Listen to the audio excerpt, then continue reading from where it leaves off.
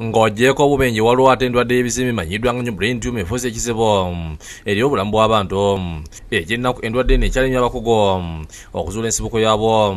Nakintu Madina omusuubuzi mu kibuga Mityana bw'atandika okubulira obulumi bw'ayitamu olw'obulwadde buno okaaba.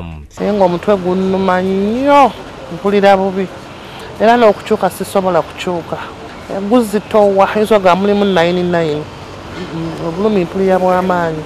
Ku myaka 64 gyokka Nakintu gy'alina takyalina kintu kyasobola okwekolera obulwadde buno bumugenjesezza. Buli omu ansaasa, buli antunulako n'ansaasa kuba siwe nti bwe nnali. Nze nali mukyala mutono nnyo naye okuva bwe nnalwala omubiri gugenda gweyongerako buli lunaku mba neeyongerako.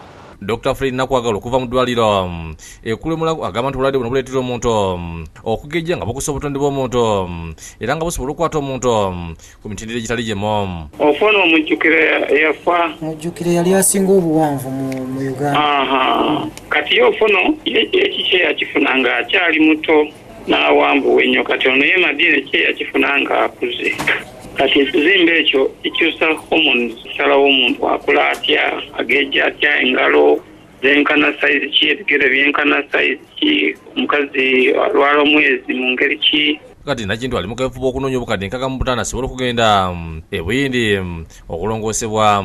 Nasaba buyambi, nalwala ekizimba ku bwongo, bansindika India mu Yoshada Hospital okunnongoosa naye nga ssente nnyingi nga sizisobola omuntu omu. Ensonga ewalizi yali omubaka omukyalo w'Emityana Sylvia Namabidde Sinnabulya ne Katikkiro w'ekika ky'Embu Omutaka Ssaalongo Malagala Daudi okusitukiramu ne bajja ku Bukedde mu kwevu okutema empenda okutaasa obulamu bwa Nakintu. Tusaba abasobola okuwa obuyambi buno mubuyise mu Centenary Bank account eri mu mannya ga Madina Nakintu.